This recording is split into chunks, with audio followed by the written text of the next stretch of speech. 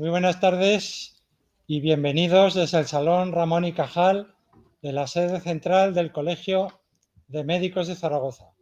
Vamos a comenzar con el foro de deontología correspondiente al mes de febrero y en primer lugar voy a presentar a los componentes de la mesa. En el centro, el doctor don Joaquín Callabet Carracedo, que nos va a ofrecer la ponencia titulada Bioética, puente entre ciencia y valores. A su derecha está el profesor Cía, que es el coordinador del foro de deontología junto con un servidor desde hace ya unos cuantos años. Y a la izquierda del doctor don Joaquín Callabet está el doctor Arturo Aliaga, que es el secretario de la Comisión de Deontología y que va a moderar el debate. Le cedo la palabra al profesor Cía, que va a hacer una pequeña presentación de la sesión de hoy y el currículum del ponente. Cuando usted quiera, profesor. Muchas gracias. Buenas tardes a todos. La sesión de hoy se presenta interesantísima, hablar sobre la bioética, un puente entre la ciencia y los valores. El doctor Callabet, que se va a encargar de la ponencia en una obra reciente suya, Tiempos para la bioética, nos habla de que la bioética tiene unos fundamentos filosóficos, pero conlleva también una vertiente práctica, una vertiente aplicativa.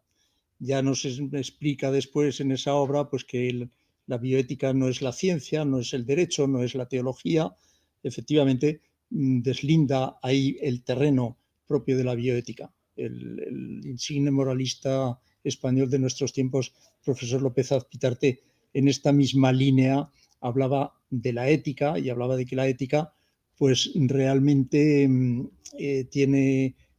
tiene una confesionalidad, pero no por eso hay que estar en una postura antirreligiosa o profundamente religiosa. Al revés, lo que se quiere es que haya un margen para que todos, desde sus creencias, desde sus convicciones, puedan expresar y aportar y trabajar conjuntamente.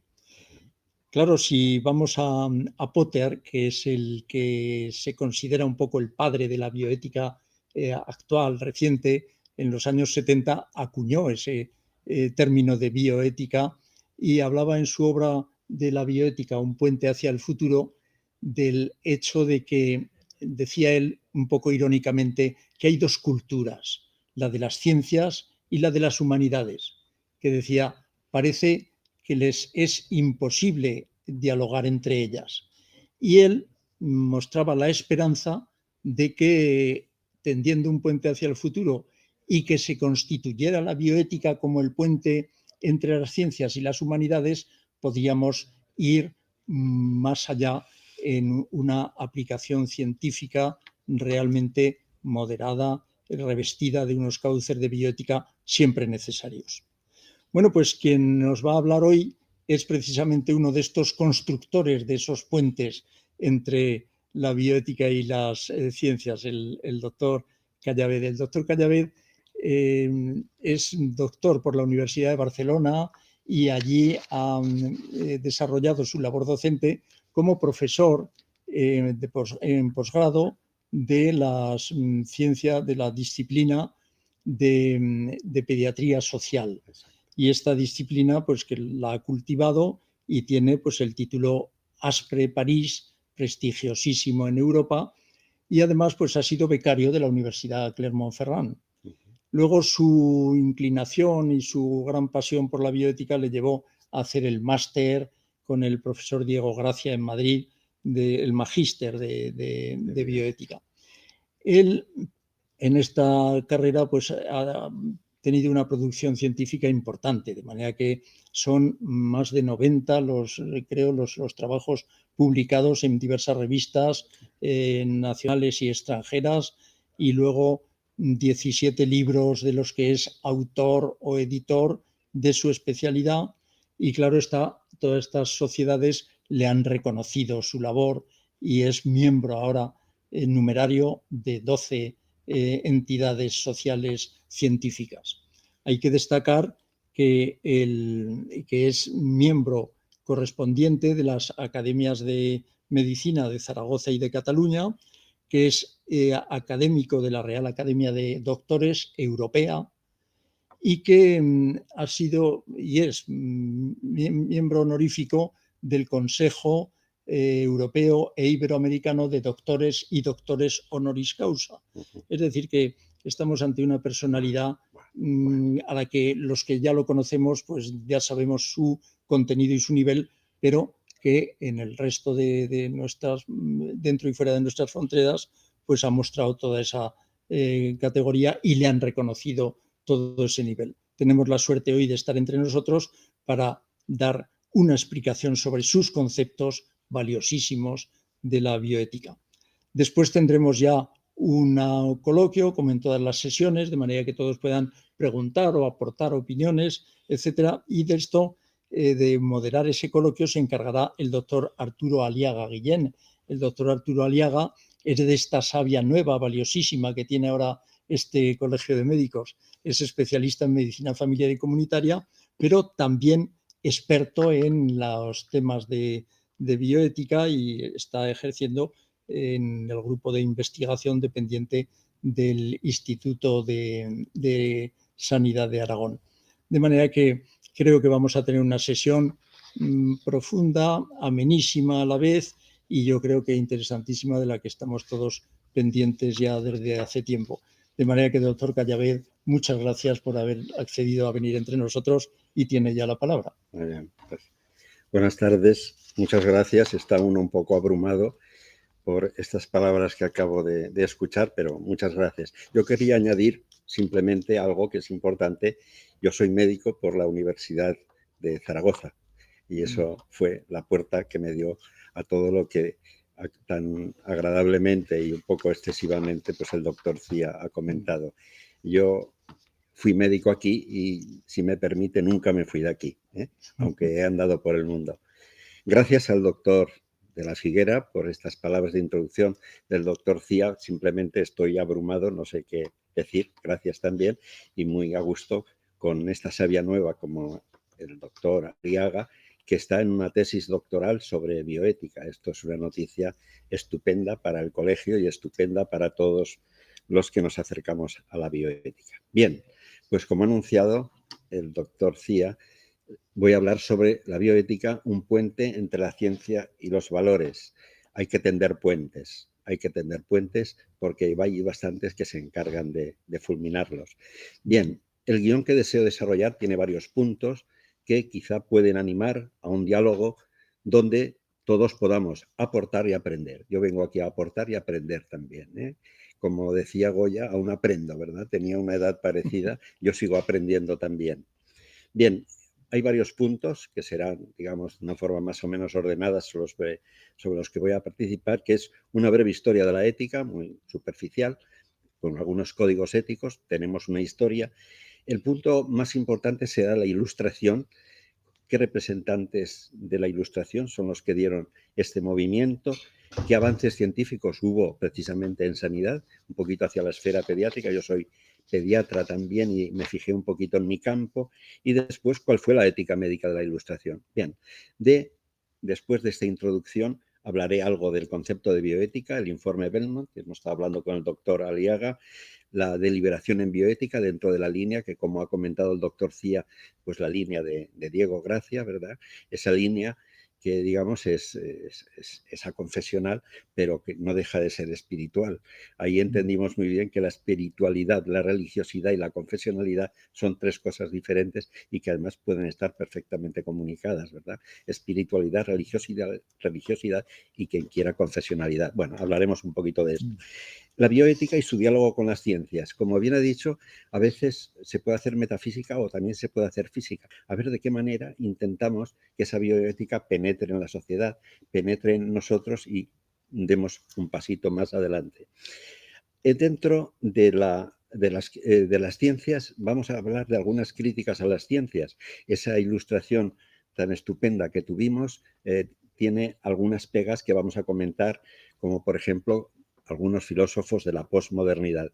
Y me van a permitir un pequeño inciso de hace algunas semanas en las que hice una propuesta de un código ético a la Unión Europea. Ahí serán 4 líneas, pero bueno, tuve ese honor de hacer eso, de que cristalicen un poco las ideas, ¿no? Hablaremos cómo Rousseau con sus ideas hizo un nuevo sistema educativo, cómo Kant pues consiguió con la paz perpetua que fuera el germen de la ONU. Ojalá una millonésima parte de lo que hemos dicho pues germine en alguna posibilidad de ámbito, pues vamos a decir, europeo. Hablaré un poco también de la relación médico-paciente, porque creo que la bioética también está, por supuesto, en la relación médico-paciente como lex artis, o en qué punto podemos acabar en una malpraxis. Como uno ya, yo siempre digo que el pelo que tengo es natural, que no es teñido, ya son muchos años, he tenido la ocasión de informar informes de malpraxis médica durante algunos años en la administración. Entonces, mi modesta experiencia también quiero que sirva para saber cómo protegernos un poco de ese acecho que tenemos por parte de algunos pacientes, porque nuestra profesión está en un momento regular. Y ya terminaremos con algunos códigos éticos clásicos y hasta me permitiré, como una pequeña novedad, hablar de una persona muy interesante que conocí ya hace bastantes años en París, que fue Jean Bernard, que fue un bioticista estupendo y que los que ya somos de una determinada promoción hemos oído hablar de esta maravilla, como del profesor Tubiana, etcétera, ¿no? Pues hablaré un poquito de Jean Bernard. Bien, vamos a hablar de una breve historia de la ética, códigos éticos. Vamos a empezar por el principio, como se suele hacer, ¿verdad? La pujante ciudad de Mileto, en la costa jónica, que es la actual Turquía, fue el origen de la filosofía. Como todos ustedes saben, con los filósofos presocráticos que todos conocemos, Tales, Pitágoras, Heráclito y Demócrito. En Atenas aparece por primera vez la democracia popular, el derecho a la palabra de los ciudadanos y la igualdad ante la ley. Grecia fue la creadora de la razón y de la nueva humanidad. No es nada lo que hemos dicho. Vamos a hablar algo de códigos éticos. En temas de medicina y ética siempre han estado presentes en las principales culturas, con filósofos y médicos que todos conocemos, como Platón, Hipócrates, Aristóteles, Maimónides, Cicerón, Galeno, Guy de Chauliac, por citar algunos. Pero sería injusto pensar que todo ha nacido en Grecia y en Roma. Hay culturas muy antiguas, como la hindú, la judía, la china y la persa, que hacen unas grandes aportaciones a la ética. Pedro Laín, en su Historia de la Medicina, hace un estudio antropológico perfecto de estas culturas que no tenemos tiempo de extender. Pero si alguno de ustedes tiene particular interés, yo he publicado un artículo, 5 o 6 páginas, que pueden captarlo en internet, que es una visita a la Córdoba de Maimónides, códigos éticos. Si ponen ustedes Callaved, con 2 L's y con B, pues les aparecerá para quienes estén interesados, porque sería robarles un cuarto de hora sobre este tema. De todas formas, considerar que la cultura hindú tiene el Karaka Samhita del siglo I, la cultura judía y la Sam Judeus del siglo VI. La cultura china, es curioso, distingue 3 tipos de médicos: los que curan enfermedades, los que curan enfermos y los que curan al país y a su cultura. No está mal. También la cultura persa con el Kosalam, el Hakam. Quiero decir que nuestro respeto a la cultura, sobre todo la influencia que tuvo la cultura hindú sobre Grecia, pero no es el momento de extendernos más. Recordemos algunas frases de estas germinales donde ya nace la ética, ¿no? Platón, discípulo de Sócrates, dijo: ningún médico debe considerar su propio beneficio en lo que prescribe, sino en el bien del paciente. Para curar el dolor de una persona es preciso conocer su alma. Es necesario el diálogo, le dice Sócrates a Cármides. Hipócrates, poco voy a decir de Hipócrates que no sepan ustedes, decir lo que a mí me costó informarme algún tiempo. Hipócrates es discípulo de Platón. Quiero decir que cuando los médicos decimos que tenemos algo de filósofos, nuestro padre fue Platón, creador del juramento hipocrático, por supuesto, y es el padre de la medicina. Aristóteles, atención, escribió su Ética a Nicómaco, que es una referencia universal en el siglo IV a.C. Ahí aparece el término, por primera vez, el término antropología, el que le gusta conversar sobre los humanos. Estamos en el siglo IV a.C. También nos dijo que el bien es aquello que todas las cosas aspiran. Tenemos buenas raíces en Grecia para apoyarnos en ellas. Está también Sarapion, que tiene una inscripción en un Asclepion de Atenas levantado en su honor. El médico debería ser como Dios, salvador tanto de los esclavos como de los pobres, de los ricos y de los gobernantes, y para todos como un hermano dispuesto a ofrecer ayuda. Me voy a parar un poquito en Maimónides. médico, filósofo y teólogo cordobés y judío. El juramento es muy largo, pero me permitan algunas líneas. Dios, llena mi alma de amor por el arte y por todas las criaturas. Aparte de mí la tentación de la sed de lucro y búsqueda de la gloria. Sostén la fuerza de mi corazón para que esté siempre dispuesto a servir al pobre y al rico, al amigo y al enemigo, al justo y al injusto. No hace muchos años, me gusta ser sincero, me enteré que Maimónides estudió en Fez, una ciudad preciosa. Yo he estado en Fez. Lo que no sabía es que en Fez está la Universidad Al-Qarawiyyin, fundada en el año 859, y que la UNESCO reconoce la más antigua del mundo, y que está fundada por una mujer que se llama Fátima Al-Firi. Si ustedes lo sabían, yo hace pocos años que me enteré de este detalle, que es una injusticia porque es una universidad anterior a la de Bolonia y anterior a la de Padua, y el saber es universal y no lo tiene que separar ningún estrecho. Ahí estudió Maimónides. Cicerón describe como necesario para el decoro médico.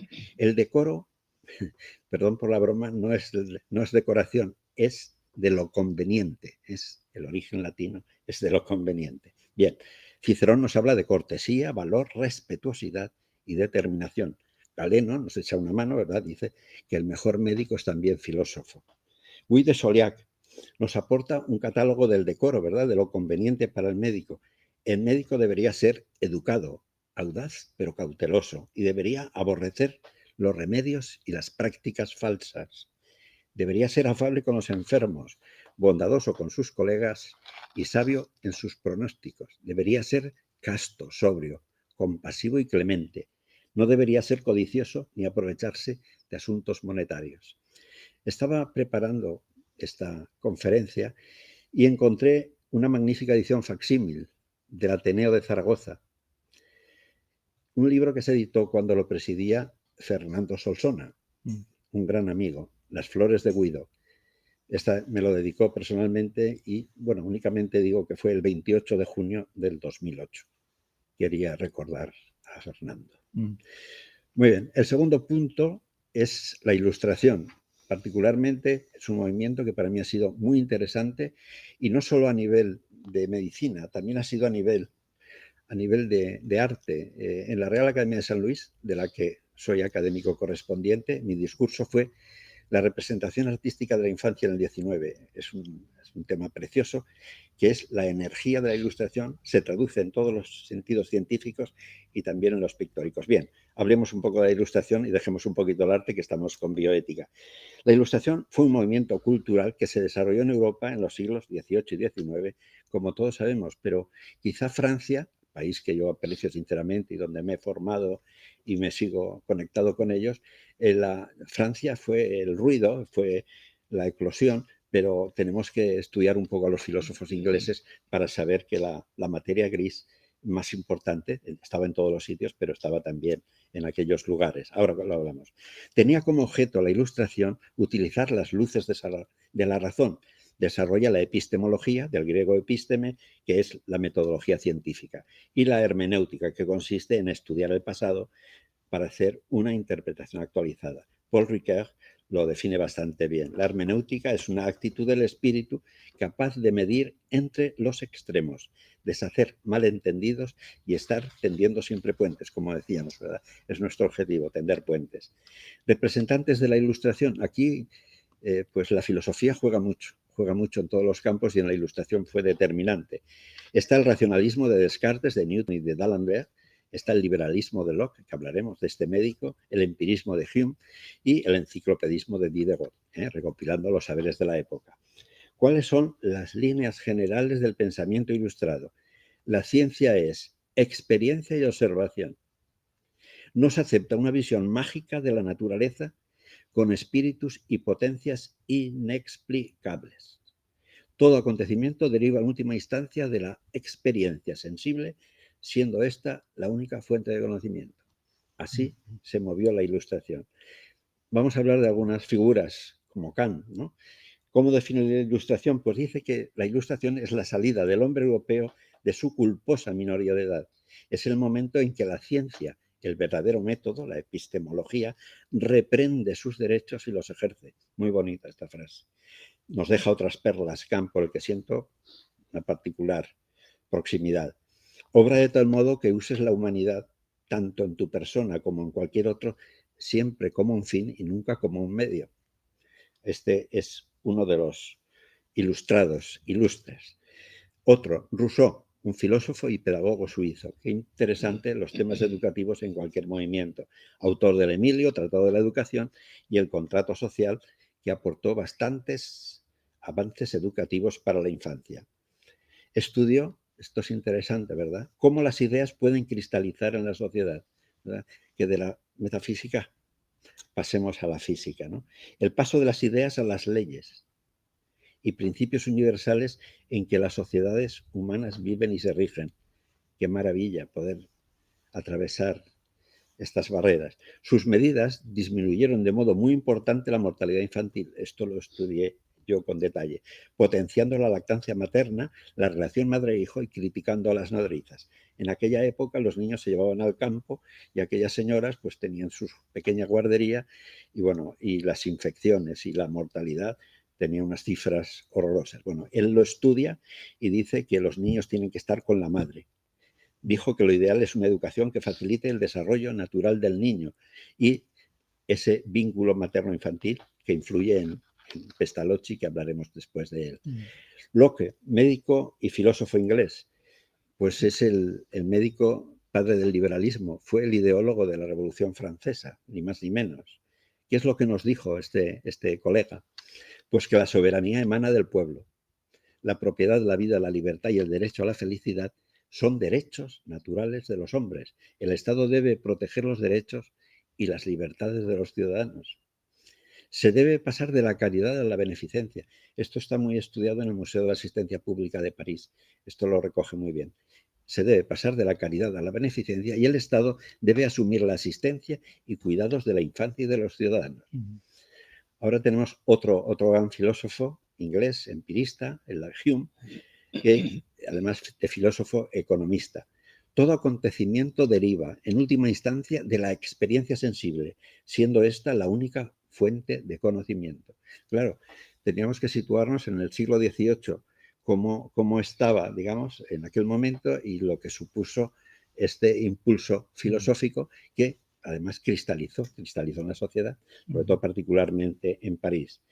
Todo lo que contribuye a la felicidad de la sociedad merece nuestra aprobación. Es curioso como, estudiando un poco a Hume, dice qué virtudes tenemos que tener los propios médicos y sanitarios para ejercer nuestra profesión. Ya no dice lo que tenemos que dar, sino lo que tenemos que cuidar nosotros. Fuerza de voluntad, frugalidad, inteligencia, diligencia y vigor corporal. Pues muy bien, pues gracias por los consejos que nos da. Pestalozzi, pues un gran pedagogo y además, si me permiten muy brevemente, tengo 6 nietos en Suiza y estoy viendo la pedagogía suiza que todavía tiene raíces de Pestalozzi. Cierro el paréntesis porque los abuelos somos terribles. La finalidad de la educación es la humanización de la persona. Esto nos dice Pestalozzi. Creó en Zúrich un centro educativo sin castigos y a los niños se les educaba con amor. Qué curioso, qué asignatura, ¿verdad? Cuando otros que decían que la letra con sangre entra, ¿verdad? Proponía juegos programados al aire libre, observando aptitudes y motivando actitudes. Esto lo veo. Un niño, el juego para un niño, lo decía Montaigne, es de las cosas más serias que existen. Cuando se observa adecuadamente a un niño, es que descubre todo. Ahí están pedagogos, psicopedagogos, que vean las mejores aptitudes para individualizarle y llevarle a las mejores actitudes, para hacerle una persona, para hacerle un profesional que disfrute con lo que hace, para lo que está capacitado y que pueda ser feliz con su trabajo, que me parece que hay un 79% de los que trabajan en lo que no les gusta, ¿verdad? A lo mejor nos falta una base de ese tipo, es un decir. No hay que imponer nada a los niños y jóvenes, sino ayudarles a sacar lo que tienen dentro y tutelados siempre por personal pedagógico muy cualificado. Esto me recuerda a Sócrates. La madre de Sócrates era comadrona, ¿verdad? Y siempre decía sacar lo mejor que tenía. Hay un punto socrático en Pestalozzi. Froebel, este pedagogo alemán, fue el creador de la educación preescolar y del concepto de jardín de infancia o kindergarten. Se le llama el pedagogo del romanticismo. los niños son plantas de un jardín en el que el maestro es el jardinero. No está mal. Diseñó materiales, hay algo de esto vivo y real en Suiza, ¿eh? Diseñó materiales de juego educativo y fue influido por Pestalozzi. Una maravilla de la que vamos a hablar, María Montessori, la primera médico y pediatra formada en Italia, también ingeniero, también de todo. Dedicó su vida a trabajar con niños discapacitados y especiales. Una frase que se puede esculpir en mármol, ¿no? Toda persona discapacitada tiene muchas capacidades. Esto nos dijo esta gran mujer. Yo creo que de paso hay que decir que es una lección de hermenéutica a romanos y griegos en el cuidado de la infancia que no se distinguieron en absoluto en su sensibilidad infantil. Los griegos lanzaban a según qué niños por el monte Taigetos y el río Rotas, y los romanos, con grandes logros, los dejaban por la calle. Si no les gustaba a los papás, les ponían unos avalorios por si alguien los quería recoger. Hasta que llega Constantino en el siglo IV, aparece el cristianismo y ahí aparece la caridad. Pero me gusta decir Montessori la lección que da de cómo se deben cuidar a los niños capacitados y discapacitados, que griegos y romanos no entendieron ese idioma. A cada cual lo suyo, ¿verdad? Sí. Que lo reconocemos en muchas cosas, pero hay que decirles en todo cómo estaban las cosas. Por eso hacemos hermenéutica también. Avances científicos en la sanidad, esto los he estudiado un poquito de cerca y perdón que me derivaré un poco hacia la parte pediátrica, pero la ilustración con esto que hemos dicho de la epistemología, de la hermenéutica, de esos filósofos y de esos educadores, pues aparece la vacuna de la viruela en el 1796. El Hospital de Niños Enfermos de Enfants Malades, ¿verdad? Que hablábamos con el doctor Cía, en 1802. Aparecen las cátedras de obstetricia, la antisepsia de Lister, la desinfección y avances en vacunas de Luis Pasteur, que en diciembre pasado cumplió 200 años. Felicidades, don Luis. Antibióticos con Fleming, la penicilina, primera cátedra de pediatría en Berlín, guarderías para hijos de madres trabajadoras, la industria en Inglaterra fue algo tremendo, las maternidades, la incubadora de Boudin, la gota de leche del doctor Barriot, que se difunde en Europa, aunque posteriormente fue León Dufour en Etretat, y aparece la primera clínica pediátrica en Nueva York. Esto es importante para nosotros, porque ahí se especializa Andrés Martínez Vargas, barbastrense, catedrático de pediatría durante 35 años en Barcelona, muy amigo del profesor Borovio. Y además un adelantado, digamos, español, que va a todos los congresos, e importa el suero antidistérico, importa el kindergarten, importa lo que son las clases de educación a las madres, y todos los avances que hay en Europa nos los trae a través de la Cátedra de Barcelona, los pone en España. Y además crea el Instituto Nipiológico en Barbastro, siguiendo las líneas de Cacache en Capua. O sea, una maravilla, yo diría que no demasiado reconocida, además en su tierra. En Barbastro yo he estado un par de veces hablando, pero me parece que merece unos escalones más. Es una opinión. Yo particularmente tengo una biografía escrita sobre él que la presenté en el Ateneo con el profesor Fernando Solsona. Inolvidable amigo. Ética médica de la Ilustración. Vamos a ver, además de estos filósofos, los médicos ingleses de aquella época que nos dijeron, pues está Gregory, está Percival, está también Sydenham. Gregory nos dice las virtudes necesarias del médico: humanidad, paciencia, discreción y honor, que lo basa un poco entre un término que es difícil de traducir, pero entre simpatía y empatía, ¿no? Es aquella sensibilidad del corazón que nos hace experimentar las angustias de nuestros semejantes y nos incita a aliviarlas. Pues esto es muy bonito. Thomas Percival escribió su Medical Ethics, dice un sistema general de ética creado para que la conducta oficial y las relaciones entre los facultativos puedan ser reguladas por principios precisos y reconocidos de urbanidad y rectitud. Y aquí está esta frase de Thomas Sydenham que yo pediría a muchos médicos jóvenes y no tan jóvenes que la pusieran muchos en el despacho, que es que nadie fue tratado por mí de modo diferente a como me hubiera gustado ser tratado de haber contraído la enfermedad. Nadie fue tratado por mí de modo diferente a como me hubiera gustado ser tratado de haber contraído la enfermedad. Pues muchas cosas nos llegan de los ingleses, ¿verdad? Y algunas bastante buenas. Vamos a ver el tercer punto, quizá más medular, concepto de bioética, el informe Belmont, la deliberación en bioética. Los que están bioeticistas ya formados, quizá es un poco de repetición, pero como me consta que también hay estudiantes, ¿verdad?, entre los que se han inscrito, Sí. pues también puede servir de recordatorio. Yo cuando hablo de bioética, lo primero que me gusta son unos conceptos generales, porque hay algo de confusión entre qué es la moral y qué es la ética y qué es la bioética. Es curioso, ¿eh? Yo a veces incluso en alguna de las charlas en el Club de Pediatría Social, en las encuestas, hicimos algún estudio y no están las cosas muy claras. Bien, moral son los valores, para entendernos los mandamientos. La ética es la aplicación de estos valores, así de claro, ¿no? Y la bioética es la aplicación de estos valores en las ciencias de la vida, porque bios es vida y ethos es conducta. La bioética es la disciplina que estudia los aspectos éticos de la medicina y la biología en general y las relaciones del ser humano con los restantes seres vivos, ¿eh? Es una visión del mundo en la que los avances científicos deben ir unidos a los valores. La ciencia es neutra, pero como dice el doctor Viñas, que fue presidente de la Real Academia de Medicina de Cataluña, con el que me mantengo muy buena amistad, lo cito a él, porque dice que los científicos no son neutros. La ciencia es neutra, pero los científicos no son neutros. Y hay algo que se le escapa a Kant en uno de sus libros, que dice que la peor arma que existe en el mundo es el ser humano. O sea que los científicos no son neutros, los científicos tienen que dirigir la ciencia hacia los valores.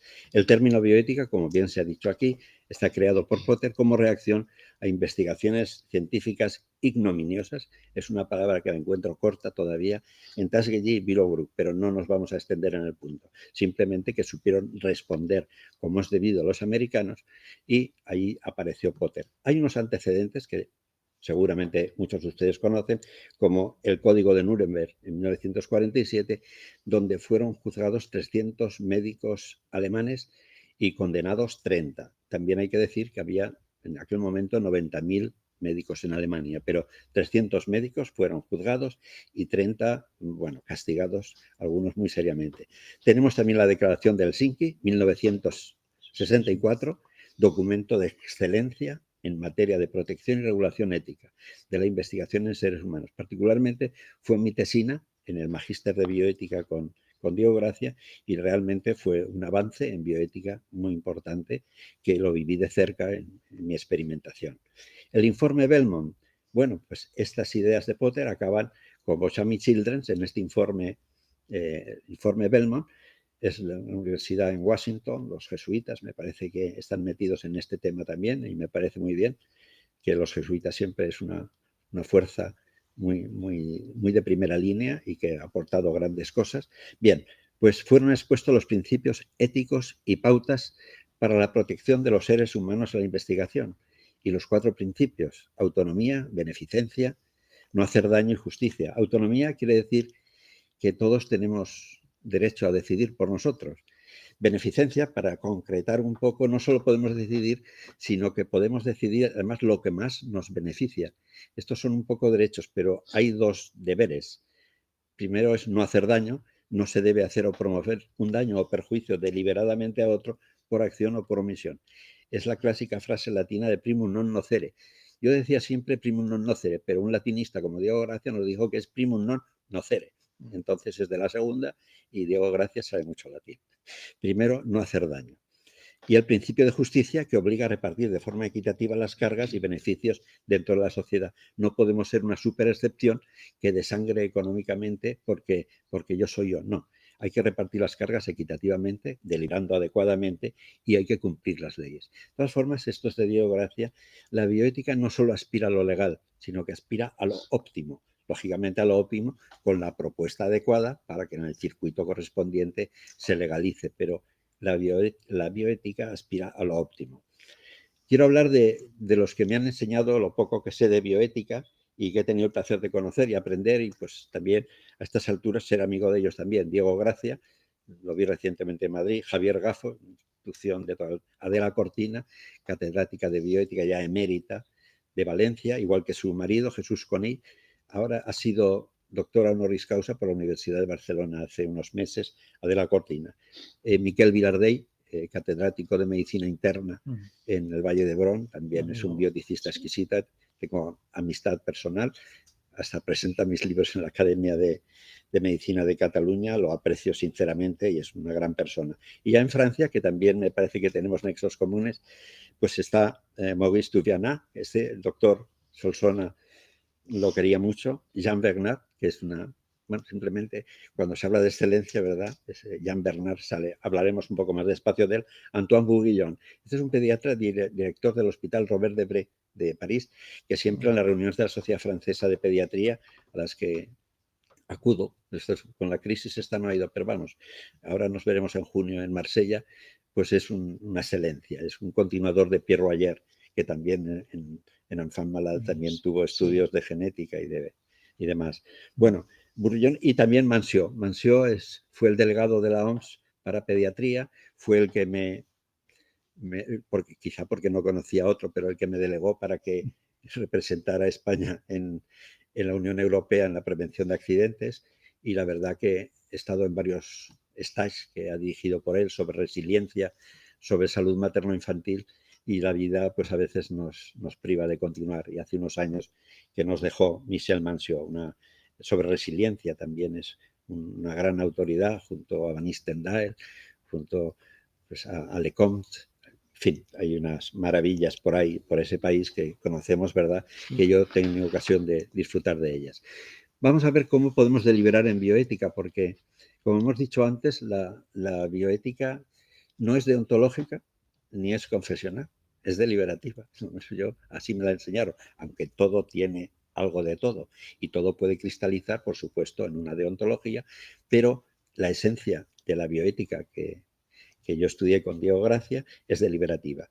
¿Cómo estructuramos la deliberación para llegar a una conclusión? Bueno, pues hay que presentar el caso, hay que ver qué valores están en conflicto, cuál es el problema principal, cursos posibles que podemos decidir, y hay que buscar uno. En la vida hay que tomar decisiones. Entonces, cuando ya hemos tomado esta decisión, hay que contrastarlo con los 4 principios fundamentales: autonomía, beneficencia, no hacer daño y justicia. Entonces, hay que evaluar las consecuencias previsibles. Decir que hemos acertado al 100%, seguro que no. Y entonces se hace la decisión final y tiene que pasar por las pruebas de consistencia. A mí me tocó, como alumno, pues me tocó presentar varios casos y al final pues tuve que decir si estaría decidido a que la decisión se hiciera pública y pudiera ser cuestionado. Ya está bien el filtro. ¿Estarías dispuesto a mantener la decisión al cabo de unos meses o un año? También es interesante, si no fuera una cosa coyuntural. Y luego si cumple los requisitos de equidad social y de las leyes vigentes en la materia. Jean Bernard, precisamente, es el que dice cómo debe ser un comité de bioética. Yo creo que esto hay que dejarlo al buen sentido común de cada institución, de cada hospital o de cada lugar, pero estos son palabras de Jean Bernard, que los componentes que recomienda para un comité de bioética es, primero, que si es posible que un bioeticista, que tampoco hay tantos, un bioeticista sea el que coordine, pero que los ingredientes, los componentes pueden ser médicos, biólogos, investigadores, sanitarios, por supuesto, sociólogos, filósofos, asociaciones familiares, ONGs, psicólogos, psiquiatras, juristas, miembros del Parlamento. Esto es muy importante porque son los que tienen las leyes cerca, ¿verdad? Y bioeticistas titulados. Esto hay que insistir todo lo que se pueda para saber que cuanto más bioeticistas titulados, pues más podremos, digamos, aportar con un poquito de estructuración y de fundamentación, aunque todas las buenas intenciones son buenas, pero hacerla que sea pues una especialidad como quizá otras, aunque no tenga unos rangos tan elevados como otras de la profesión. Vamos a ver, cuando recuerdo los casos que presentamos, que siempre los sábados por la tarde, había un caso, normalmente, no sé cómo surge aquí, pero presentar un caso de limitación de esfuerzo terapéutico, a mí me tocó presentar 2 que recuerde, fueron unas sesiones entre 3 y 4 horas, en la que estábamos pues unos 20 y tantos alumnos del máster, y también Diego Gracia invitaba concretamente a algunos de quizá pues no sé, promociones anteriores o personas conocidas en esa agenda tan exquisita que tiene, para que entre todos pudiéramos formar un buen sistema de discusión y de aportaciones, ¿no? Pero quiero decir que entre 3 y 4 horas duraba una discusión en el máster de bioética. Quiero decir que se hace lo mejor que se puede. ¿Qué temas podemos deliberar? Perdón que me dirija un poco hacia mi pediatría. Pues recién nacidos con malformaciones o patología grave, por supuesto, principio y final de la vida. El otro día oí algo que me dio pena, pero que me sorprendió, que alguien está cortando por debajo y por arriba. No sé. Me impresionó esa frase, ¿verdad? Alguien está encargándose de que por abajo y por arriba las cosas se detengan. Vamos a dejarlo allí. Trasplantes, nueva genética, cuidados intensivos y paliativos, durísimo el tema, rechazo de transfusiones y vacunas, limitación del esfuerzo terapéutico. Diego Gracia pone su guinda sobre las deliberaciones. La verdad no es tanto algo que se alcanza o se posee, cuanto un camino, un talante, un modo de ser o de vivir en perpetua e inacabable búsqueda. Me gusta, por eso la traigo aquí. Vamos a hablar de bioética, pero vamos a hablar de diálogo con las ciencias. No todo en la ciencia es orégano, ¿no? Vamos a ver en qué puntos también podemos ser críticos, nos lo enseñó Kant, en qué punto podemos hacer hermenéutica y en qué punto podemos criticar por falta de valores. Bien, la bioética debe contribuir a la defensa de los derechos de la persona, en la salud y en la enfermedad, sin ningún tipo de discriminación. Debe ayudar a mejorar la calidad de la asistencia sanitaria, favoreciendo su humanización. Hay una frase que no es mía, pero ahora no recuerdo de dónde la capté. La bioética debe seguir a la ciencia como la sombra al sol. Está bien, queda bastante gráfico. Vamos a hablar un momento de Ramón y Cajal, que aquí lo tenemos, y además qué honor estar en su sala. Soy un admirador de Cajal, lo confieso. Nos dice Cajal, atención, que el mundo positivo de los hechos, está hablando de las ciencias, no puede aniquilar el mundo de los ideales. Hablaba muy bien el doctor Cía, de Potter, la ciencia, las humanidades, es que son vasos comunicantes. Los ideales deben dirigir la investigación científica. Cajal, no se habla tanto de él, se habla más bien de lo trasto que era por Ayerbe. Cajal era un lector que admiraba a Comte. El amor como principio, el orden como fundamento y el positivismo como fin. En su fase de Zaragoza leyó mucho a Kant y a todos los idealistas alemanes. Y leyó a Fichte. Kant era el de las ideas, pero Fichte era el de la acción directa. De todos estos aprendió mucho. En Cajal no solo hay un científico, porque hay también un filósofo y hay un moralista. Cajal se avanzó a la bioética. Los ideales de Cajal son los valores de ahora. La ciencia la quería con ideales para las personas y para la humanidad. Ciencia y valores. Y no hablemos ya del Cajal humanista, porque yo he tenido el honor de profundizar un poco en ese tema y Cajal es inagotable. Cajal yo lo bautizo como un precursor de la moderna bioética, aunque a una escala tangencial, ¿verdad? Porque su corpus laboral estaba por otras líneas, pero tuvo esa sensibilidad de decir que la ciencia tiene que ir hacia los ideales, no hacia los bolsillos. Vamos a entendernos así. Esto lo tenía muy claro. O sea que un recuerdo para Cajal. Algunas críticas a las ciencias que tanto queremos, y que yo soy doctor, muy a gusto, doctor en medicina, y admiro la ciencia, pero admiro la crítica también. No todo lo científico no es ético. La ciencia es neutra y debe dirigirse buscando valores. Los científicos, lo hemos dicho, no son neutros y deben responsabilizarse. La ciencia puede decir lo que es exacto, y bien que nos viene en muchísimas ocasiones, pero no lo que es justo y humano. Este punto, ¿verdad? Este puente hay que construirlo cuando haga falta. La ciencia debe respetar a la persona en cuanto a ser único y repetible, que merece un tratamiento individualizado y personalizado. Bienvenido sea la ciencia, pero mejor la dirigida con valores. Algunos autores, como Rodríguez Merino, un doctor en filosofía, sacerdote, amigo en Madrid, nos hablan de la biotecnoética, con la necesidad de limitar la hipertecnología y un nuevo contrato social con la naturaleza. Qué bonito, ¿verdad? Contrato social con la naturaleza. Recuerda un poco el estilo de Rousseau, como introdujo la educación, o Kant, como Por la paz perpetua, un libro recomendado para que lo lean. Por la paz perpetua es el futuro germen de la ONU. Esto es lo bueno, que la filosofía, ¿verdad?, nos haga llegar a la sociedad. Vamos a ver cómo la posmodernidad critica a la Ilustración. vamos a ver, la posmodernidad ya en los siglos XX y XXI, esto ya nos viene un poquito más cercano, viene marcado por la crítica a los excesos de la Ilustración. ¿Qué es lo que ha hecho mal la Ilustración para criticarla así? Bueno, dicen que la hipertecnología o la filosofía de la Ilustración llevada a los extremos ha traído totalitarismos, ha traído guerras mundiales, 2, y yo creo que estamos en una tercera, conflictos nucleares, Chernóbil, desastres ecológicos, nos estamos cargando el planeta y graves dilemas en la investigación científica.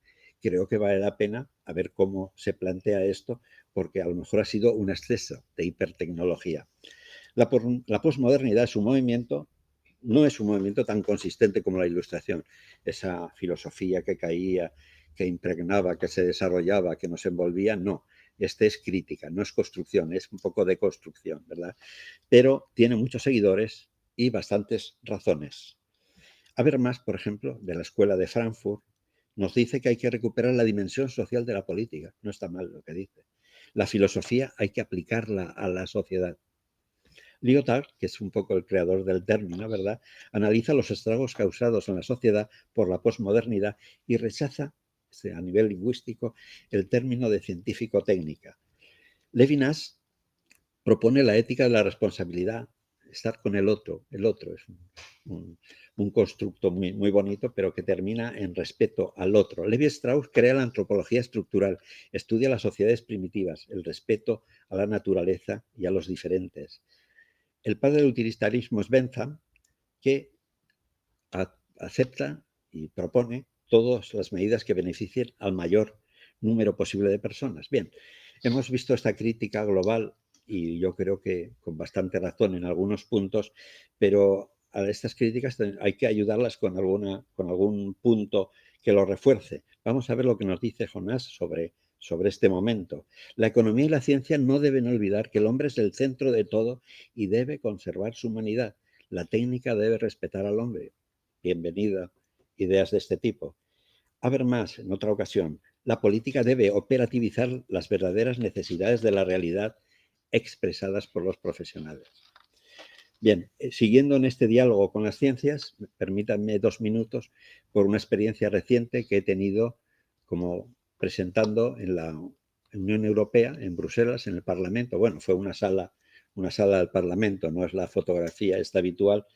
Pues la señora Ursula von Leyen, el 13 de diciembre, pidió la creación de un organismo independiente que vele por la ética y que cubra atención todas las instituciones del bloque comunitario. A ver si sabemos dónde estamos en la bioética, que aquí en precioso colegio y querido colegio de médicos, estamos entre médicos, pero atención lo que nos piden en la Unión Europea, que cubra todas las instituciones del bloque comunitario. Esto es una palabra bastante fuerte. Necesitamos una ética comunitaria. Bien, la Real Academia Europea de Doctores, de la que soy académico numerario, me delegó para que lo presentara en Bruselas hace algunas semanas. Mi ponencia fue Economía, Ciencia y Bioética deben ser 3 ruedas que giren sincrónicamente. Algunas consideraciones de las que aporté. Todo proyecto en economía y ciencia debe ser analizado respecto a los fines que persigue. Y esto va para la economía y esto va para la ciencia y para todas las ciencias. Y que la economía, que es un aspecto importante, yo muchas veces pienso que la Unión Europea, con todos los respetos, me considero muy europeo, es un gran banco. Es que no sé si veo algo más, porque cuando tiene que dar razones de algún tipo que nos sirvan a todos sus miembros, fuera de dinero, no sé si da algo más. Yo particularmente tengo mis dudas. Bien, la economía es neutra, la ciencia es neutra y debe ser conducida por los valores. O sea, eso de junto a esa donación tiene que haber un valor al lado, como en muchos casos se da. Bien, algunas críticas que aportamos para buscar también y reforzar la idea de Ursula von Leyen es que solo se buscan los medios necesarios para fines inmediatos. Hay que aclarar la relación del ser humano con la naturaleza. Grandes avances científicos han generado grandes escándalos por falta de aplicación de la ética.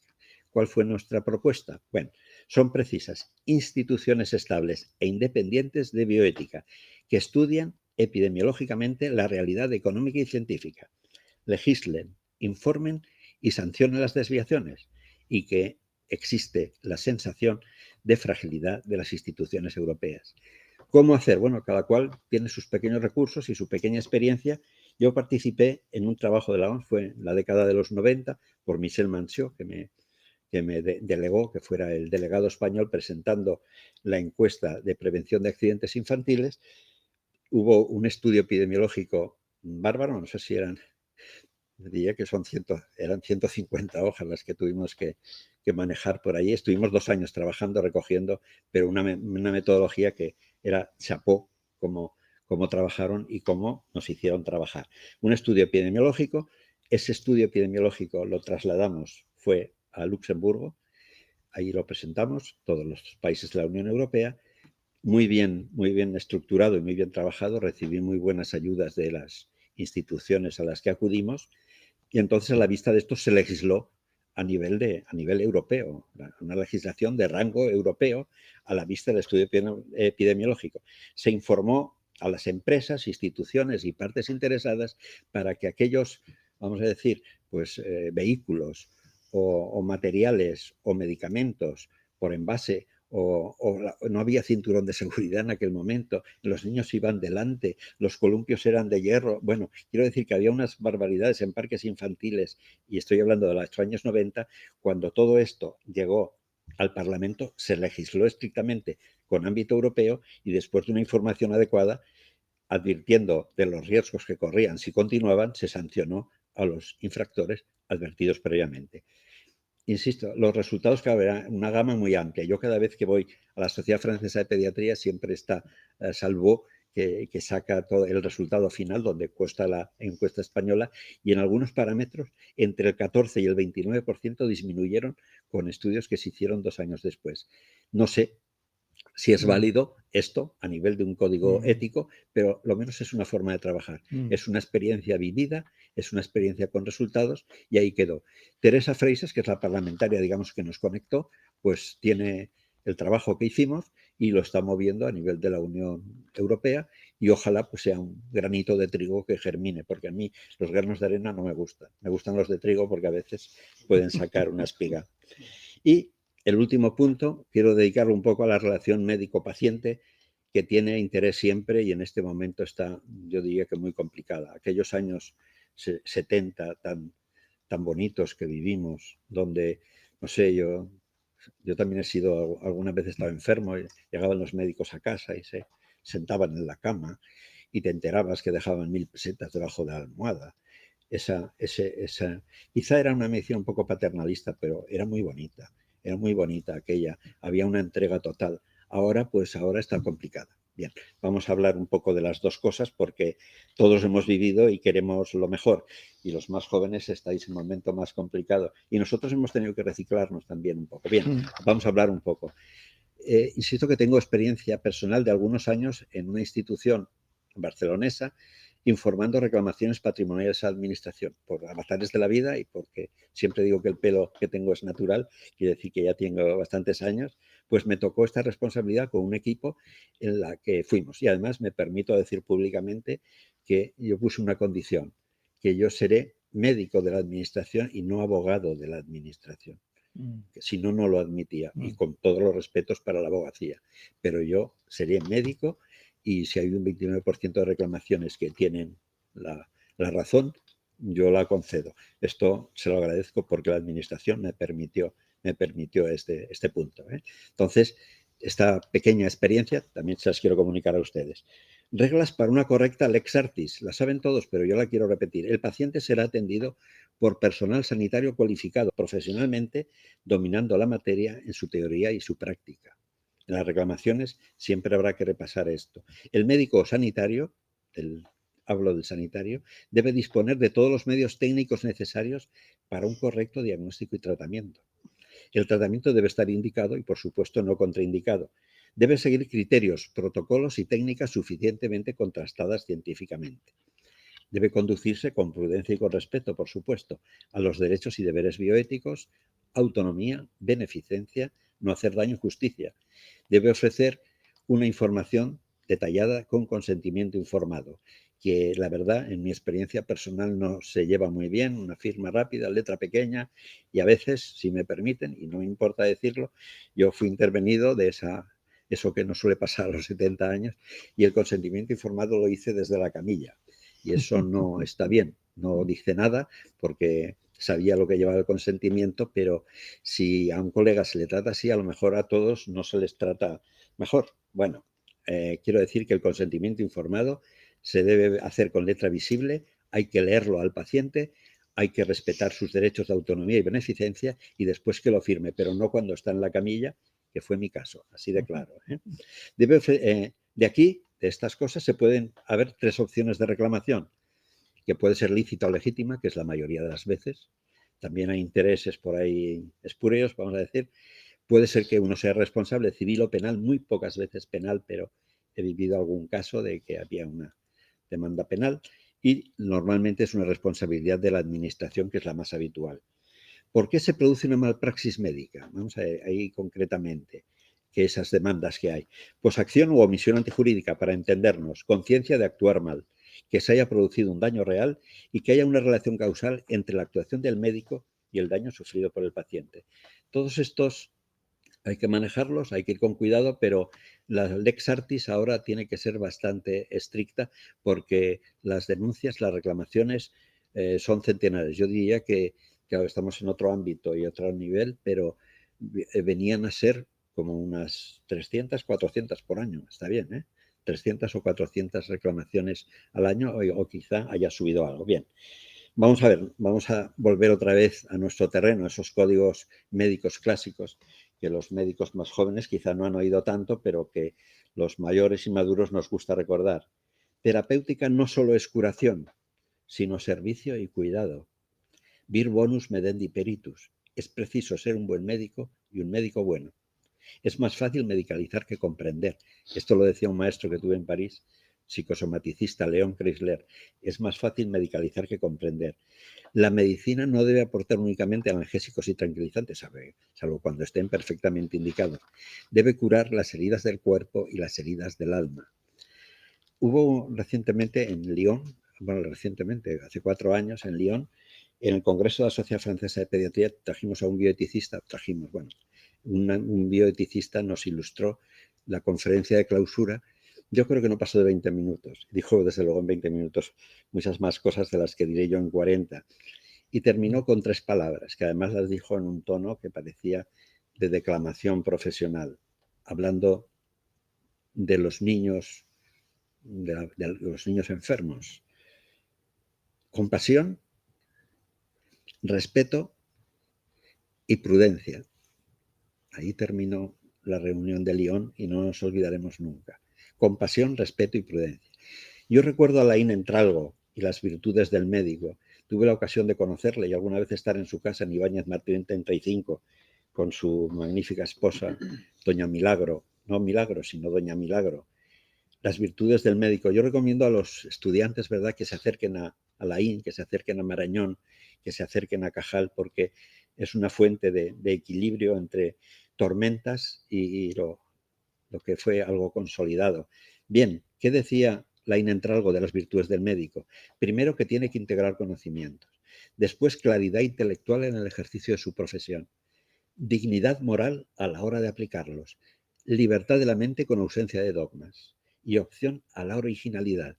Hay que ir más allá de los maestros. Esto duele a algunos maestros, pero hay que aceptarlos, ¿eh? Derecho a la originalidad y los que vengan detrás, ojalá nos superen. Una gran persona fue don Pedro Laín y las nuevas generaciones, repito, deben conocer a estos pilares del templo de la medicina.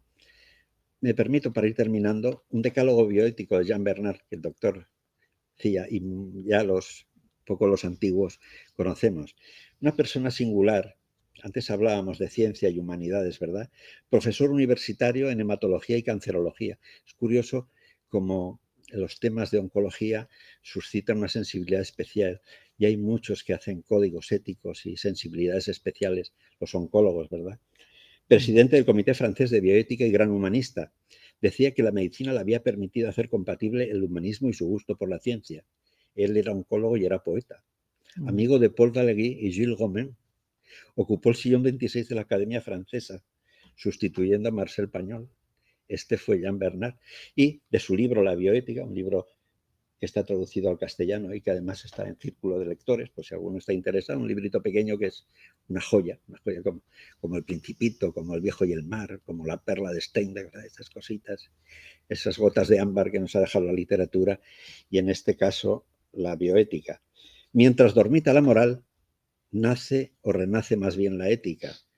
Nos llega de los griegos, lo hemos dicho, como Aristóteles, dando un rodeo norteamericano, Potter. La ética es la expresión de la medida. Aristóteles dijo que en el término medio está la virtud.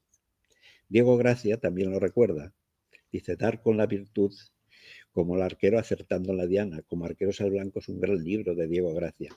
Le hice una entrevista para Heraldo y recuerdo que el título que eligió Domínguez La Sierra, de lo que yo le capté, dijo, daría un año de mi vida por haber conocido a Aristóteles. Está editado en una contra del Heraldo ya hace algunos años.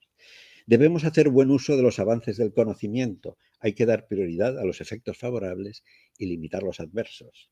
Kant advirtió que un medicamento puede curar o puede matar.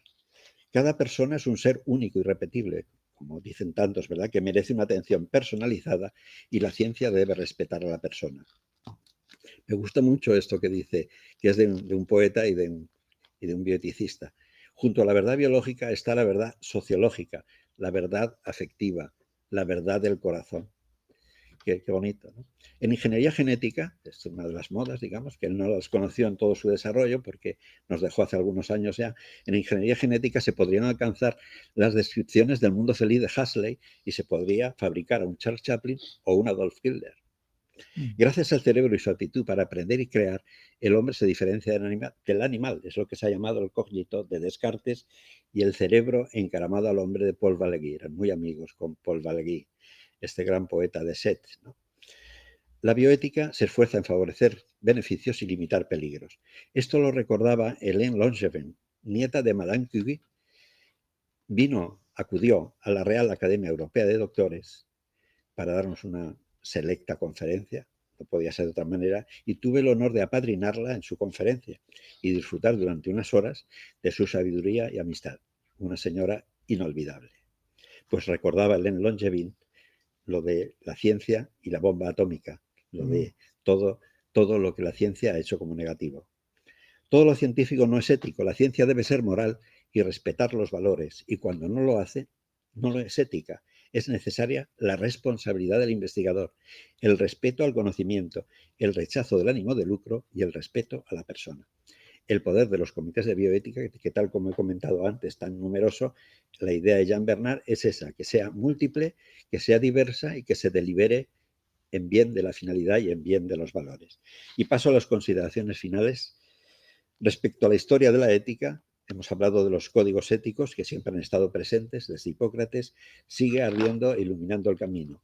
Muy interesante el elogio de Platón a Hipócrates, que nos recuerda que somos hijos de la filosofía y no hay que olvidarlo.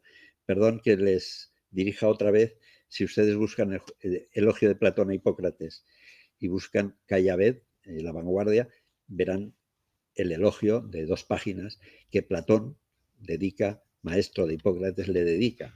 Y recordar que somos hijos de la filosofía y que la filosofía no es ningún pecado y que la filosofía nos ha traído la Ilustración y las pegas que tengamos filosóficamente también se pueden rebatir. La Ilustración fue uno de los momentos estelares de la humanidad. Tuvo gran proyección social y científica en la que nos seguimos beneficiando y debemos corregir los excesos que perjudiquen a la sociedad. Es preciso hacer hermenéutica de la Ilustración, que nos ha dejado grandes logros, pero una herencia negativa en algunos puntos para el bienestar humano. La ciencia tiene que aprender a ser humilde. La humildad es una virtud evangélica que debemos cuidar los científicos. La posmodernidad y sus argumentos deben ser escuchados y debatidos. La bioética es la ética de siempre, aplicada a la vida, y ofrece metodología para alcanzar las soluciones más prudentes.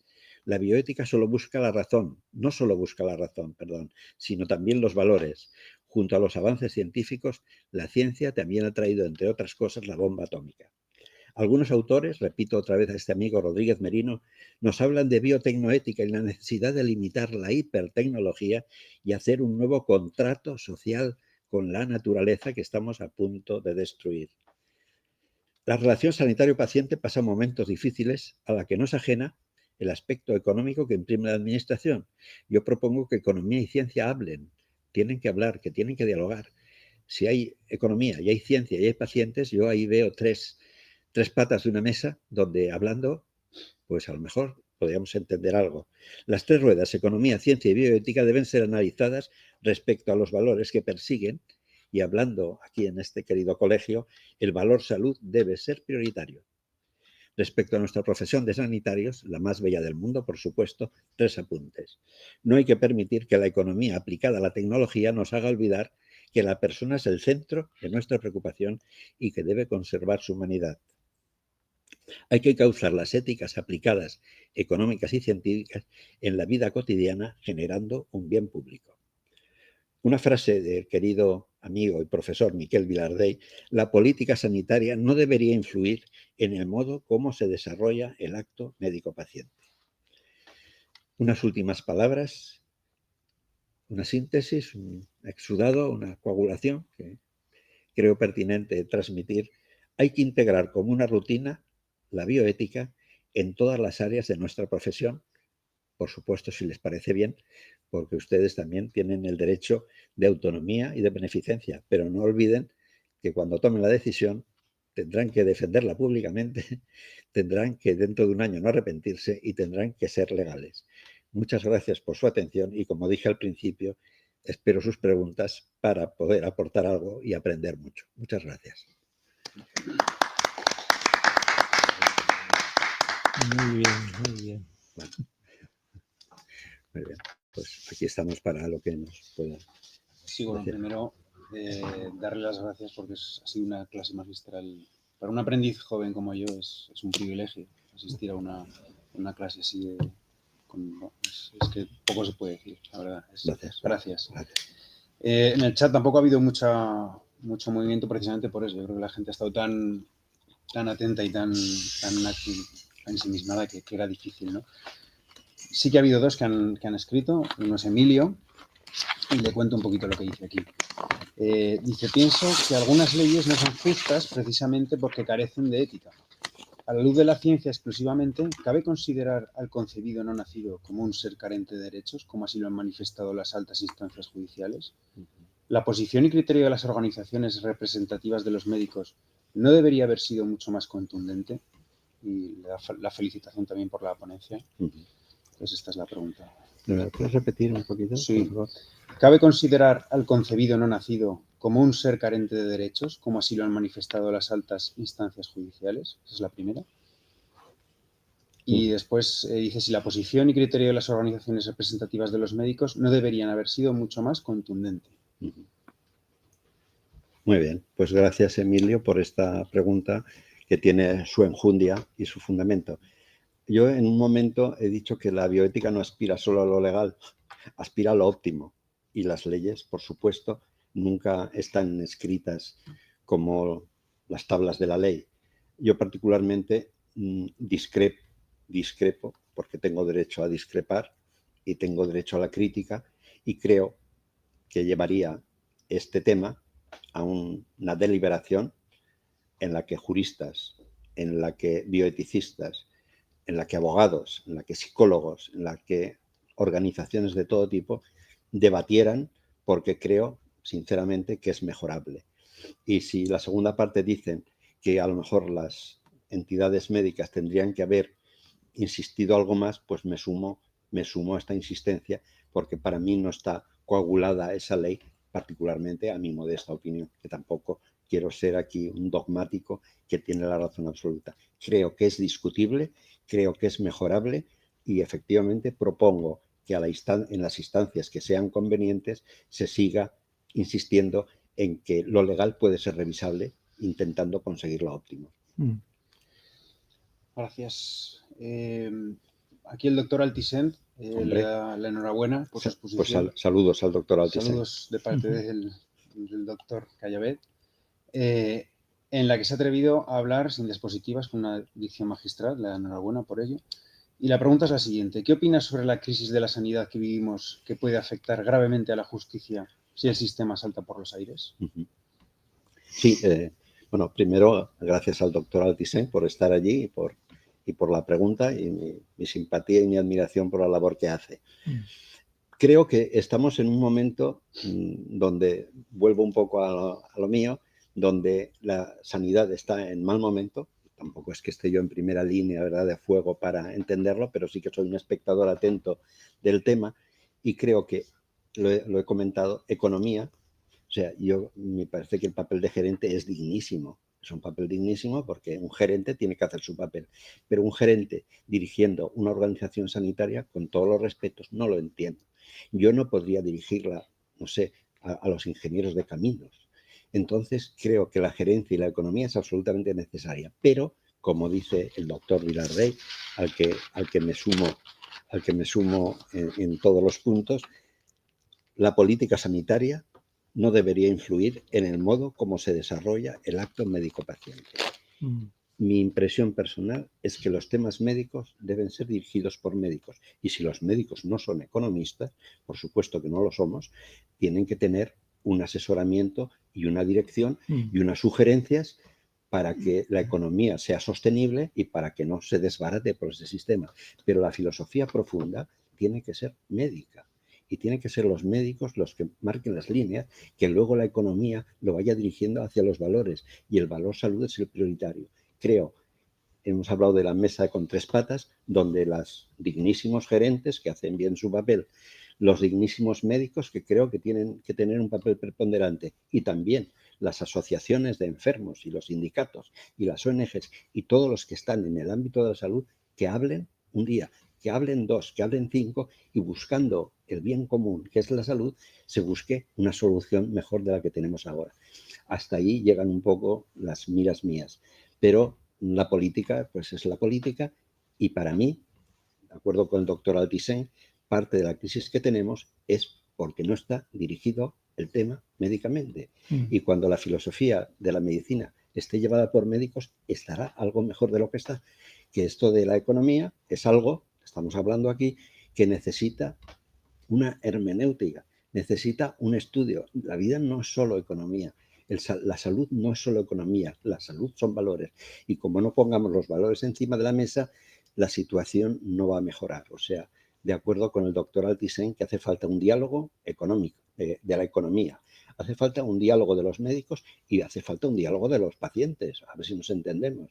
Que tenemos que dialogar entre todos, buscar el punto común, la deliberación conjunta, igual que lo hacíamos y proponía Jean Bernard, por decirlo algo, e intentar mejorar esta situación que es francamente triste. O sea, de acuerdo con el doctor Altisent, de que tenemos que mejorar esto, y mi impresión es que, ya que estamos hablando de bioética, cuando el valor salud sea el prioritario y se supediten las cosas que se están haciendo al valor salud, creo que mejoraremos un poco, si hay voluntad política para hacerlo, que esto ya es otra historia. Muchas gracias. Doctor La Figuera, quería preguntar. Bueno, en primer lugar, felicitar por la magnífica exposición al doctor Callavet y luego incidir en lo que nos ha explicado magistralmente. En nuestra actuación médica siempre tenemos que buscar la excelencia profesional, y esto se basa en la ciencia, los valores de la bioética, los principios de la bioética y un aspecto importantísimo que nos ha destacado a lo largo de toda la ponencia, que son las virtudes. Las virtudes que no son innatas. Las virtudes hay que aprenderlas y ejercitarlas diariamente.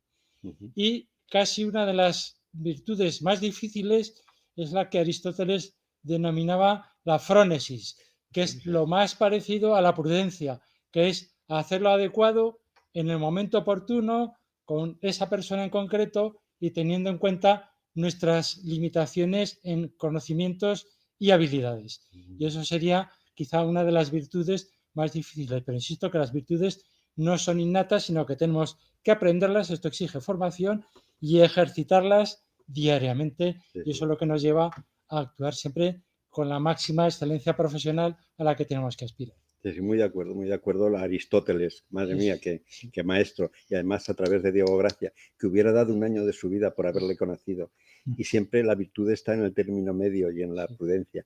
Yo añadiría esto, Antígona, ¿es de Eurípides, Antígona o de Sófocles?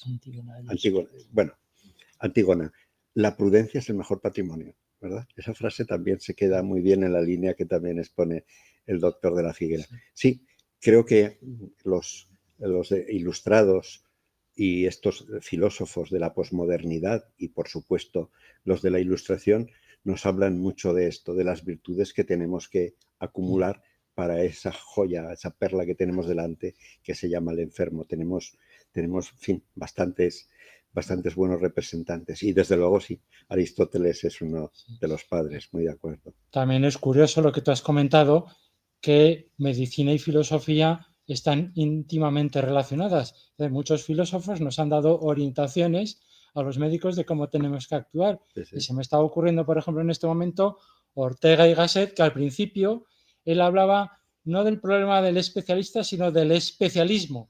Médicos que se centraban en una parte muy concreta de esa persona que tenía un problema de salud y se olvidaban del resto de la persona, Sí, sí, con sí. sus creencias, sus sentimientos, sus valores culturales Sí, y sí, personales, y que había que huir no del especialista, sino del especialismo. Muy bien, yo creo. Sí, Ortega cuando se pone fino, se pone muy fino. Esto, atención, hay muchos en servicios donde hay especialistas en iones y nada más, en cloro, sodio y potasio, ¿eh? Y sabe todo. Y luego súper especialistas en patología del lóbulo pulmonar inferior. O sea que está muy bien esto, que llegue también a que en la formación MIR, en la formación hospitalaria, haya este componente, ¿verdad?, de humanismo, de generalización, de que sabiendo un poco más de algo, sepamos un poco más de todo, ¿no? Porque esto también, yo lo he vivido de cerca, que hay servicios que no ayudan mucho a esto, ¿no? Y hay otra cosa que también es un sitio muy adecuado para comentar, la formación MIR. La formación MIR es del año 1973 y no se ha movido. ¿Qué es lo que no se ha movido desde 73? Hay un gran amigo y profesor, Rothman, muy conocido, curiosamente un oncólogo también, ¿verdad? Siempre estos oncólogos ahí escarbando en la ética y en la mente. Una maravilla de persona, no la he citado, pero está al mismo nivel de quizá que los Mirarday. No está en nada de acuerdo con el MIR. ¿Por qué? Porque la formación del MIR, yo lo sé porque he vivido el MIR de mis hijos, cómo tienen que memorizar los 5 diagnósticos diferenciales, que además lo han cogido normalmente del año anterior porque era un examen que pasaba y memorismo puro. No se mira las aptitudes del médico, las actitudes y las habilidades sociales. Solo se miran los conocimientos memorísticos, que también pasa con los notarios, ¿no?, y con los magistrados. Tenemos que reformar un poquito también desde la base, porque cuando un MIR, cuando apruebe y veamos sus aptitudes, ya veremos cómo hay que hacerlo, sus actitudes y sus habilidades sociales, puede ir mejor encaminado en alguno de los aspectos que pueden formar su vida profesional. Este es un aspecto que valdría la pena reflexionar un poco, porque aquí no lo cambia nadie. El MIR sigue siendo un memorismo puro y tira para adelante. Es otro detalle que bioéticamente podríamos también allí introducir algo para que buscar unos profesionales con un sistema más amplio, ¿no?, que se examinen un poco de bioética también. Sí. Y otra pregunta, que veo que en el chat no hay preguntas, no me gusta monopolizar las preguntas. Me gustaría saber por mí encantado. la opinión del doctor Callavez, que ha recorrido muchas instituciones europeas y muchos países. Los colegios de médicos estamos un poco preocupados por el conocimiento insuficiente del código de ética y deontología médica, que es de obligado cumplimiento y que tiene 2 misiones fundamentales. Primero, tratar correctamente al paciente, y luego el perfeccionamiento y la construcción permanente de la buena imagen de la profesión médica. Entonces nos da la impresión, por lo menos en España, no sé si en otros países, que los profesionales conocen el código de deontología cuando tienen algún problema, que todos lo consultan, pero no lo utilizan para, ante una situación problemática, decir, ¿qué me dice el código de deontología? ¿Cómo me puedo orientar en este caso concreto? No sé si en otros países. Bueno, yo tengo una amiga en Francia, una doctora, una colega de primera línea, Odile Crème, que además en algunos libros de pediatría social francesa, donde yo he participado, ella se encarga de los códigos éticos. Y la verdad que también tiene una sensación parecida, ¿eh? Y los pediatras en Francia están bastante enfadados también y aprovechan la reunión de la Sociedad Francesa de Pediatría para hacer lo suyo. Es decir, por ahí, por Viescas, que es mi pueblo, se dice que en todos se cuecen habas, ¿no? En todos las se cuecen habas.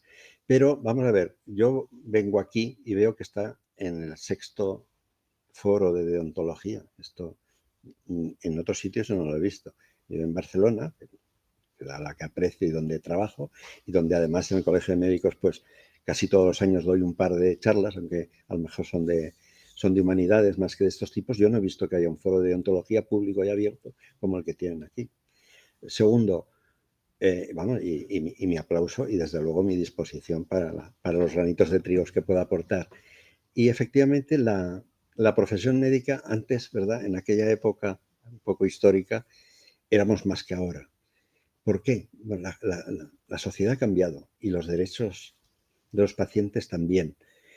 Y cada cual tiene que mirarse un poco al espejo y si miramos en nuestro pequeño terreno, pues lo que podemos hacer con Lex Artis, yo creo que tenemos que empezar a sembrar.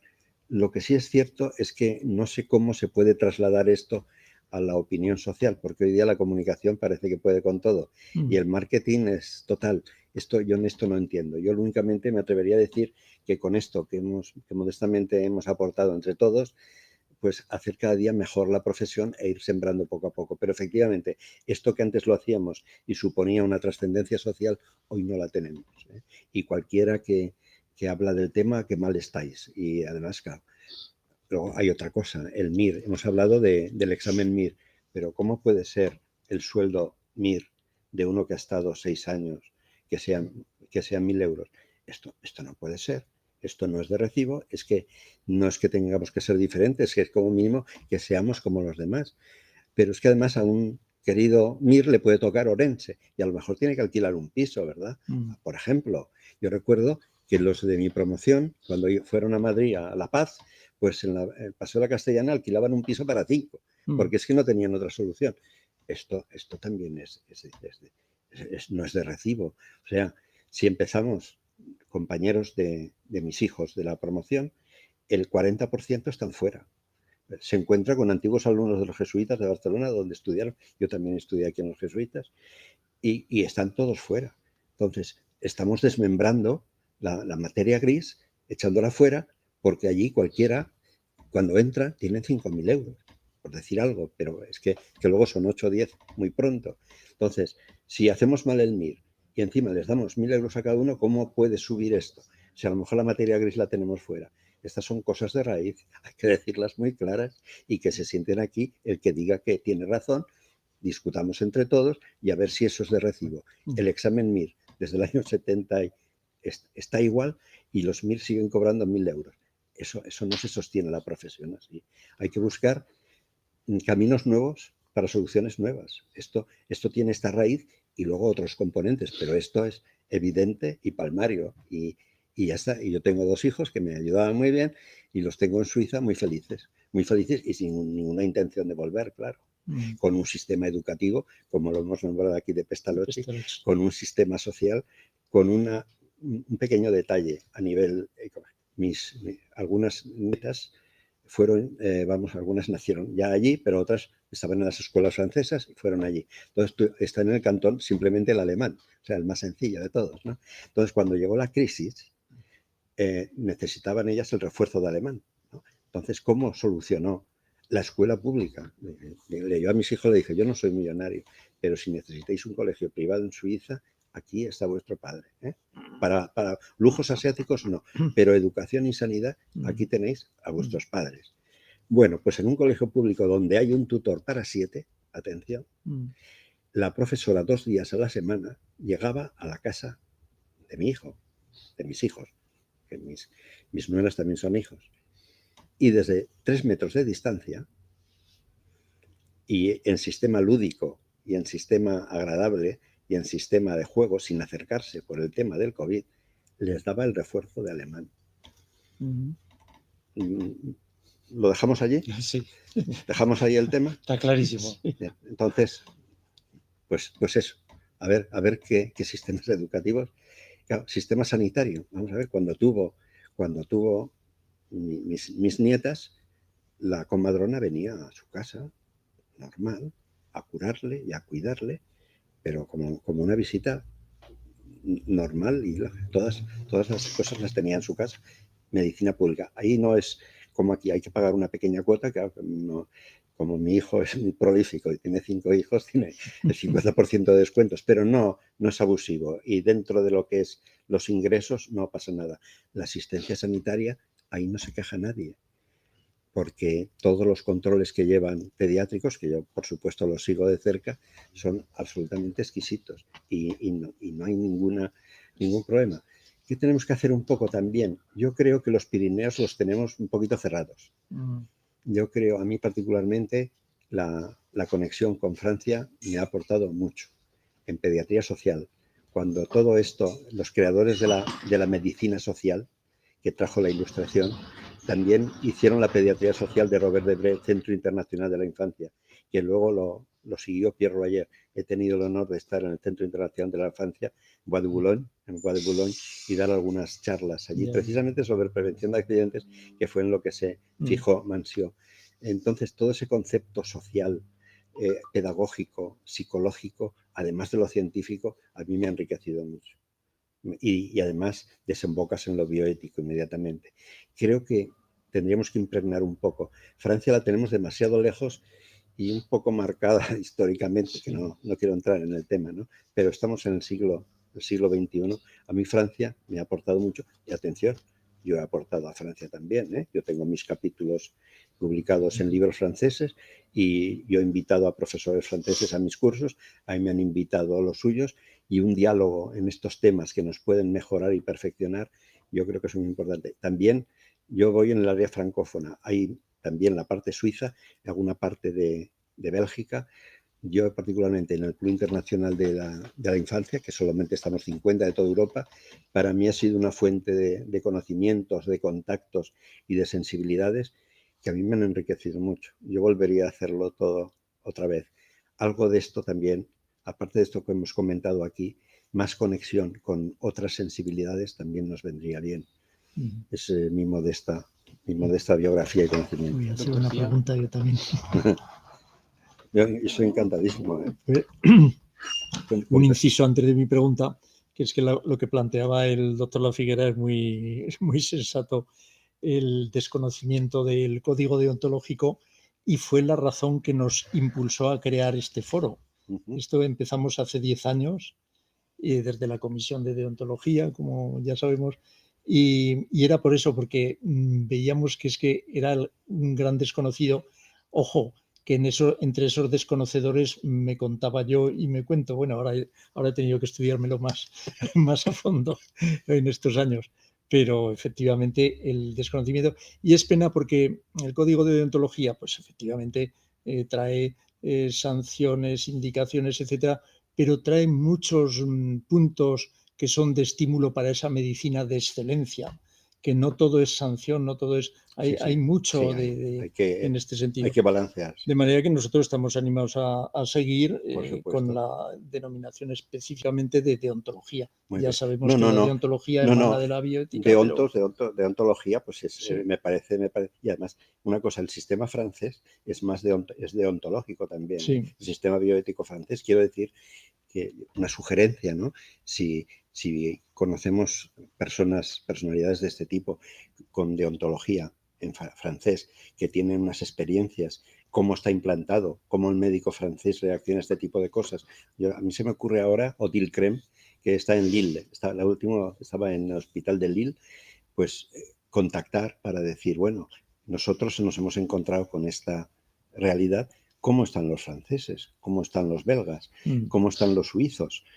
Podemos enseñarles y podemos aprender de ellos. A lo mejor ellos tienen un sistema, por ejemplo, cuando prevención de accidentes, yo recuerdo que hablé 15 minutos en el Centro Internacional de la Infancia y me encontré en mi casa con 7 publicaciones de los compañeros de allí, del Club Internacional de la Infancia, en la que me mandaban cómo en Suiza, a los 6 meses, las madres recibían una carta del gobierno de los riesgos de accidentes que tenían a los 6 meses. Y al año recibían otra carta de lo que tenían a los 6 al año. Y de año y 2 años les decían que es el momento más peligroso. Y les daban normas, pero ya sistemáticas, de los cuidados que tenían que tener en el baño, de las electrocuciones, de los cuidados de la cocina, de la barrera de control para los niños cuando empiezan a caminar entre 1 y 2 años. entonces a lo mejor es que hay métodos de comunicación en las que a todo colegiado, es decir, cada X tiempo se le manda un cuestionario, se le manda una publicación o una forma de información y comunicación, que son dos cosas diferentes, para que lo tenga próximo y lo tenga delante. A lo mejor hay algún sistema, pienso, igual que está este de prevención de accidentes, donde yo hubo unos años que trabajé con intensidad y que informan y comunican. A lo mejor no hay que esperar a que el médico venga, sino a lo mejor hay que irle a decirle algo, o qué sé yo, o estimularle, o crear un premio, o crear algo que haga que esté a gusto en su profesión. Crear un foro. Crear un foro. Bueno, entro en mi pregunta porque esto no ha sido más que un inciso inspirado por... Si les parece bien, vamos a cerrando la sesión. Sí. Lo que no ha dicho el doctor Cía, porque le adorna la sencillez de los grandes maestros de la medicina, es que el actor intelectual y material del foro fue él, y sigue siendo él, junto con mi modesta ayuda. No me sorprende nada, con la compañía que tengo aquí no me sorprende nada. Y del doctor Cía, mi felicitación y mi modesta disposición para lo que poco que pueda aportar, aquí estoy. Naturalmente estas cosas siempre son obra de conjunto, vamos.